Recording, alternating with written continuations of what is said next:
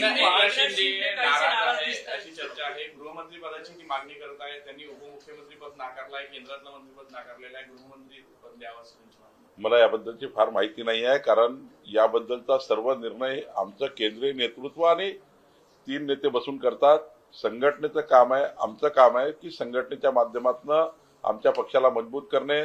आमचा पक्ष सरकारमध्ये जो आला आहे, अजून त्या ठिकाणच्या जबाबदाऱ्या वाढल्या आहे. संघटना आम्हाला पुढे न्यायची आहे. मी कालही सांगितलं की 1,51,00,000 सदस्य संख्या असणारा पक्ष आम्ही करणार आहोत. याकरता आम्ही काम चालू केलं आहे. शेवटी सरकार बनण्याची जबाबदारी आमचे नेते आणि आमच्या केंद्रीय नेतृत्वाची आहे. लवकरच करतील. पक्षाचं प्रदेशाध्यक्ष म्हणून काय वाटतं तुम्हाला? 132 आमदार निवडून आले. कोण मुख्यमंत्री आहे मनातला तुमचा आणि तुमच्या आमदारांचा मनातला कोण मुख्यमंत्री? असं आहे, तुम्हाला माहिती आहे, भारतीय जनता पार्टीच्या प्रत्येक कार्यकर्त्याला, प्रत्येक नेत्याला वाटतं की महाराष्ट्राचे नेते देवेंद्र फडणवीस मुख्यमंत्री व्हावे. मी मागेही सांगितलं, एकनाथ शिंदेच्या कार्यकर्त्याला वाटतं की एकनाथ शिंदे व्हावे, अजितदादांच्या लोकांना वाटतं अजितदादा व्हावे.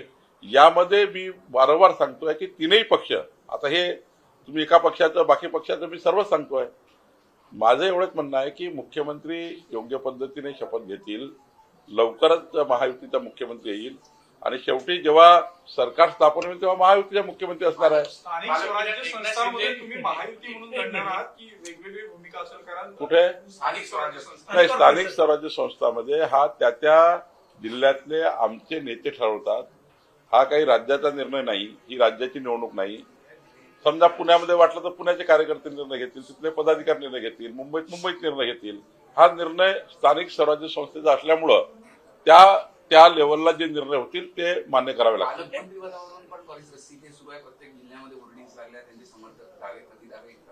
म्हणून मी आधीच सांगितलं की सरकार जेव्हा बनतं ते सरकार हे सर्व बाबीचा विचार करून बनतं.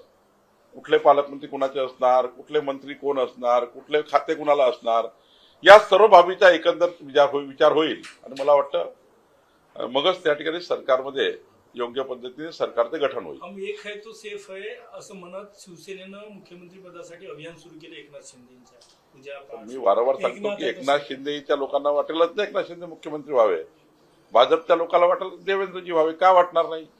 त्यामुळं हा चालू राहील.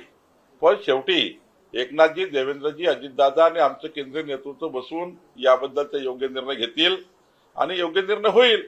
त्यामुळे तुम्ही फार काळजी करू नका. आमचं लवकरच सरकार येत आहे आणि विरोधकांनी काही काळजी करू नका. त्यांनी काळजी काय केली पाहिजे, म्हणजे खरी काळजी काँग्रेसनी काय केली पाहिजे, त्या ठिकाणी शरद पवारजींनी काय केली पाहिजे किंवा उद्धव ठाकरेंनी काय काळजी केली पाहिजे की त्यांचे 33 लक्ष मतं कमी झाले. म्हणजे 2,50,00,000 मतं लोकसभेला मिळाले महाविकास आघाडीला. आता 2,17,00,000 वर आले. का आले? 4 महिन्यात का आले? कारण त्यांनी लोकसभेमध्ये खोटारडेपणा केला. मोदीजी संविधान बदलणार आहे असं खोटारडेपणा केला. लोकांना मत वाटलं की आता खोटारडेपणा आहे. आदिवासी समाजाला सांगितलं आरक्षण मोदीजी काढणार आहे. आदिवासी समाज पुन्हा आमच्याकडे परत आला. त्यांनी आम्हाला मत दिले.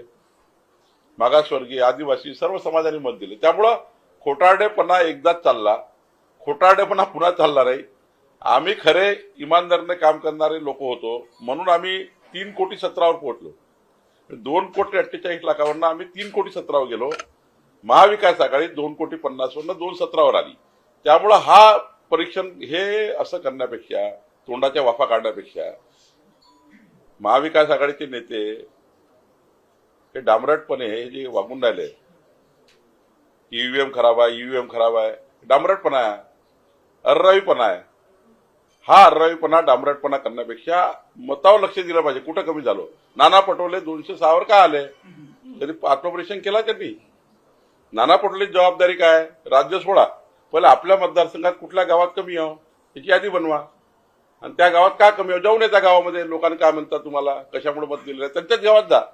त्यांना मतं जे कमी मिळाली त्या गावात गेलं पाहिजे त्यांनी आणि त्या गावात विचारलं पाहिजे की मला काय मत दिले.